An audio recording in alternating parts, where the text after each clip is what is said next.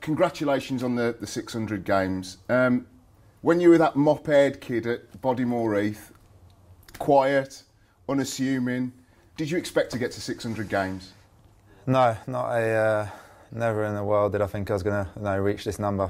You wouldn't even think about 600 back then. Like you say, I was really quiet back then. Took a day at a time, as I do now. Always enjoyed training, still enjoying it now, and just gone down the same road as I did then. But obviously a bit more confident and can chat to someone you with a bit more confidence now.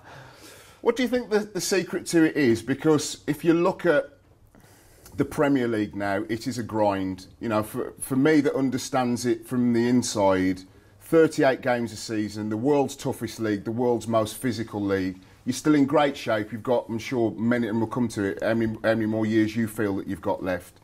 What do you feel that you've had to sacrifice to be able to keep hitting those 25, 30, 35 games a season to get to this point? Has there been any luck, or is it just getting your head down and grinding through? There's not just one thing, I don't think, that you can say that's the reason I'm still playing and played that many games. Firstly, the luck you've mentioned there. I've been really lucky, touch wood. I've not had any major injuries that have kept me out for a sustained period. I've always enjoyed coming in. I don't think I'm coming in and grinding out a training session, walking in thinking glad that's over. I'm still like thinking about the next game. Are you still as enthusiastic now as you were at 18 at Villa? I think so, yeah. I'm going out there thinking, you know, I need to train well, enjoy training, and to get myself in the team. For example, there's a new manager this season. I'm not training thinking he's going to look at what I've done. I'm thinking he needs to see what I can still do now, because that is the way the world goes. It keeps going on, and if you don't feel like that, you'll get left behind. So that was my mindset, for example, pre-season. You've got to keep thinking forward. You mentioned Ronald Koeman, new manager. What has he brought to the table differently to Roberto Martinez, that had mixed success at Everton? He's now moved on, of course, to the Belgian national job. But what has Ronald Koeman brought to Everton Football Club this season different? Well, to begin with, the name Ronald Koeman stands straight out for what he achieved as a player. But straight away, you know, he knew what the dressing room needed.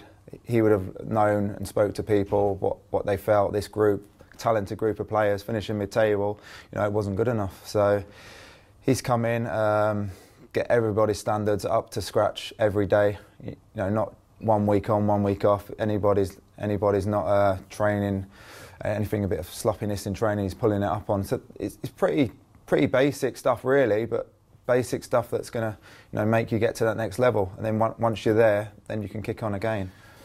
You're at a huge club again in Everton. What would you regard as success for Everton this season with the youngsters that you've got, of course, managing to keep Romelu Lukaku and a young manager? What would success be? I think if you look at the strength around us in terms of other clubs, there's a lot of teams that are expected to be now Champions League football. Obviously Everton want to get there, but for now I think a top 6 finish would be a successful season, a very successful season. But I'm sure as any fan at Everton will tell you, they want a trophy, and for me that's the one thing I regret at Aston Villa. I spent so long there and didn't win a trophy, so it'll be you know, it'd be sad if I'd spent a good period at Everton and that happened the same. So for me, that would be the pinnacle to get a trophy in this club that you can feel from the fans they desperately want to. 600 games played, an incredible achievement in the Premier League era. There's only a few rarefied air that you've played in, and like I say, I can't be proud enough to see from where you've gone at Aston Villa to where you are now. How long does Gareth Barry think that Gareth Barry has got left in the Premier League, and what do you see beyond Premier League football in terms of whether you want to give back in terms of coaching or management? As we are today, I still feel really good, same as I did 10 years ago. You know, that in terms of me keeping playing, I want to play as long as possible, but that will only come with, you know, hard work and obviously a manager that backs you. You know, football can change so quickly as well that, you know, I've seen that over the years. Players go from here to there overnight. It can happen. You know, that's in the back of my mind as well. I'm not taking anything for granted. So as long as possible, there's the answer there. I'm not going to put, say, 2 or 3 years. you know, if I play another 3 years, I'll be 38. Then that'll be unbelievable. And Gareth Barry, the manager, Gareth Barry, the coach, Gareth Barry, the director of football. People say to me they can see me staying in football more than I can see myself staying in it, which is a compliment. I feel I can. I've got a character maybe if I want to go down that road, but certainly finish my playing career. Take some time out, think about what I've done and achieved, seeing if I'm missing the game, and then look at my options. And you've already told me I can do what I like, so I'll go on that.